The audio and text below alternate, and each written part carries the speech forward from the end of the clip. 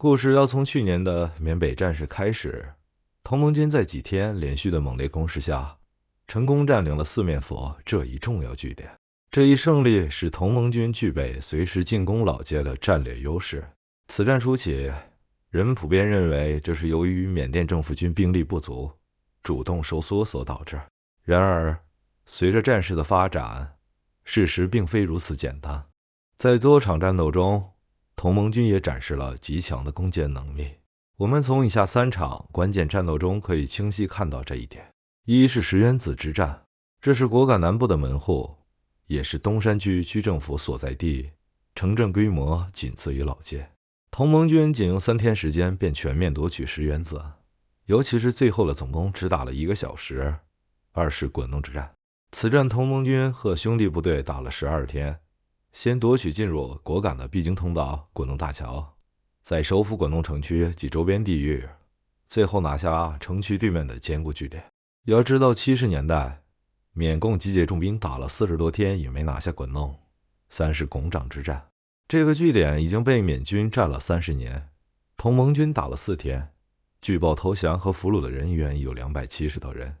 部分溃逃的缅军在小街乡附近出现，同盟军进行了截击，击毙100多人。这应该是开战以来同盟军公布的最大的战果。以上3个据点都是比较重要的据点，缅军不会轻易放弃，但都被同盟军快速拿下。要知道，在这之前的几年，同盟军已经发动了好几波战役，但只要缅军主力一来，同盟军会立刻溃败。为什么突然缅军就打不过同盟军了呢？开始今天的故事之前，大家一定要订阅我的 YouTube 频道，才不会错过更多精彩内容。本频道要再次强调，跟树林里捡到装备无关，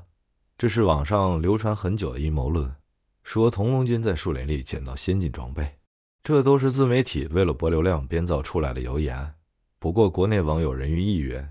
搞得老缅都信了。好在老缅也不被西方世界待见，要不然这时候中国威胁论又要被炒上天了。这种地刀子的言论还是不要再瞎扯了。从目前同盟军展示的武器来看，并没有什么新装备， RPG 和机枪都是几年前就大批量装备了。实际上同盟军过得没那么苦，根据地撒得很广，崭新的 RPG 早就安排到湾一节了。100年前的中国军阀就说了，有枪就有人，有人就有地盘，有地盘就有钱。完成这个闭环后，要搞钱有1万种办法。而且缅北常见的武器，克钦和佤邦都能生产，再加上武器厂开卖的泰国，弄点装备真的不会太难。俗话说，枪炮一响，黄金万两。这里说的不是花钱出去，而是收钱回来。同盟军在国内几乎所有平台都开了账号，不遗余力的宣传战事，大家总不会觉得他们只是想赚点流量费吧？有许多民间支持者在偷偷捐资捐物，战争打得越激烈，宣传的势头就越大，捐东西的人也就更多。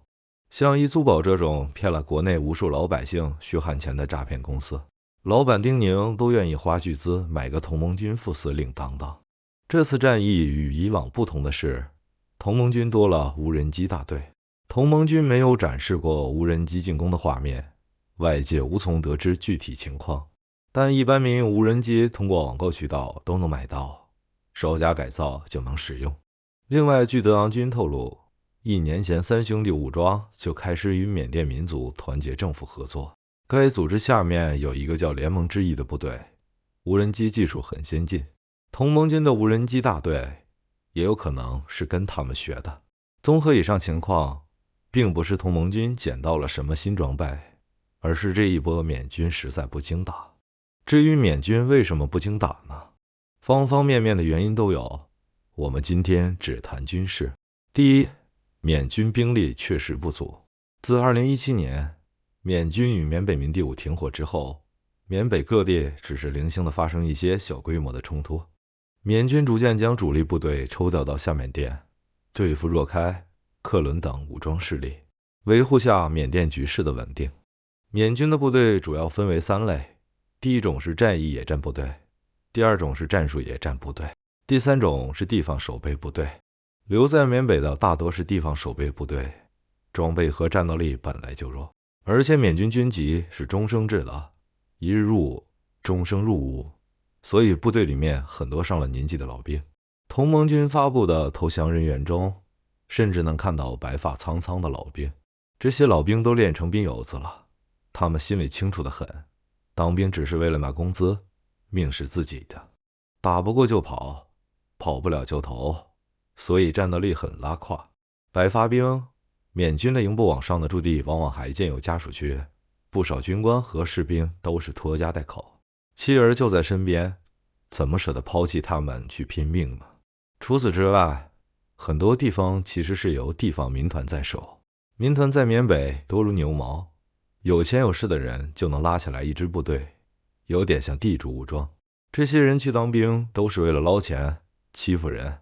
打仗卖命的事他们才不干，枪一响就跑了。所以前期同盟军推进速度很快，但仔细阅读他们的战报，很少发布击毙敌人的消息，有也是稀稀拉拉几个，说明战斗并不激烈。第二，缅军并没有拼死抵抗，缅军的据点设置很有意思，基本上都在交锋线附近或城镇附近的制高点。同盟军说的战斗也都发生在这些据点附近。同盟军打过来，缅军能守就守，守不了就跑。他们并不去村里或者城镇里面打巷战，比如开头提到的石原子之战，最后总共1个小时拿下一个大城镇，说明镇里并没有发生巷战。还有滚动城区范围也很大，战后同盟军发布的视频显示，街道两边防务完好，并没有任何巷战的痕迹。再比如，在之前西山区养矿村的战斗中，缅军第129营127名官兵，在遭到打击后，便携家眷向同盟军缴械投降，并移交了武器和营区物品。实际上，当时该地区还未被围困，士兵们其实有突围的机会，只是拖家带口不太方便。滚动城区早就提出了这个观点，缅军并没有寸土必争的决心。对比一下二战时期的战争，可以知道，在核心战区都是逐屋争夺，真是一寸山河一寸血。还有网友说，缅北到处是高山，据点只能设置到制高点上，放村里会挨打。其实从军事角度看，防御阵地是一个体系，战斗从外围阵地打到核心阵地，逐步消耗敌人，或者丢了核心阵地退到外围阵地，再伺机反攻。想要靠一个孤立的据点挡住敌人是不可能的。但目前果敢战场上很少看到激烈的抵抗，缅军的反扑也是寥寥无几，据点丢了就跑。这是因为很多同盟军说的据点，其实就是民团设置在路边的收费点，整个防御工事就是一个简陋的岗亭，吓唬老百姓用的，自然经不起同盟军打。第三，军事水平太低，这一点同样可以从缅军据点看出来。虽然不是专业人士，但看过的战争视频和回忆录很多，大概知道一二，稍微对比一下便知道缅军的水平。可以拿俄乌战争来参考，俄军和乌军都继承了苏军的传统，野战工事构筑处于世界一流水准。先来看缅军的战壕，深度也就30厘米，与其说是战壕，不如说是排水沟。真正发生战争，既无法用于作战，也很难用于交通。试想一下，假设附近的机枪手阵亡了，另一个士兵想过去接替，该怎么过去？来看看苏军的标准战壕，主要分为3种：匍匐式战壕、蹲伏式战壕和全尺寸战壕。即便最浅的匍匐式战壕也要求深度达到60厘米，而且这是在战况紧急的状态才会采用。为了防空，战壕上方还要求有遮蔽物进行伪装。目前俄乌战场上最常见的是后2种，加上战壕外面的堆土墙，深度基本能没过人头，射击点需要站在阶梯上，这样才能有效躲避敌方的子弹和炮弹的破片。乌军战壕得益于战壕挖得深，不论是俄军还是乌军的掩体或者叫地堡，其实都埋在地里面，射口与地面齐平，入口在战壕内，掩体用原木支撑，顶部覆盖沙土弹。原木的大小、沙土覆盖的厚度其实都有具体的技术标准，起码不能让敌人一炮就轰垮了。乌军掩体。锦州战役时，四纵副司令员胡奇才在塔山最前线指挥作战。他去检查工事时，认为不够牢固，命令士兵拖来一门60炮轰了一炮，工事被炸塌一半，于是便命令反攻加固。这才是打大仗、打硬仗应该做的准备。再来看看缅军的攻势，说它是碉堡吗？又没有碉堡坚固，更像是一个混凝土堆成的岗亭，基本上突出在地面上。这就产生了一个问题，现在同盟军的火箭炮已经安排到班了，这种岗亭在实战中就是个活靶子，经不起几发火箭炮。更要命的是，岗亭背后如此大的开口，如果敌军从背后迂回，或者用无人机从空中投炸弹到门口，里面的人躲都没地方躲。这种攻势只能对付一般土匪，根本经不起正规军打。更有意思的是，缅军的阵地设置，苏军的阵地从外到内依次是防步兵地雷、带刺铁丝、第一道战壕、主战壕。在第一道战壕配置了火力点，如果守不住，则通过交通壕退到主战壕。这样配置能够最大程度上杀伤和迟滞敌军。缅军的据点从卫星图上看，确实外面围了好几层，但是很多现场实拍的视频显示，最外围的一圈居然是竹篱笆，即便是营部和团部也是这样的配置。在缅军据点，这种竹篱笆在缅军据点很常见。更加过分的是，这个轻机枪阵地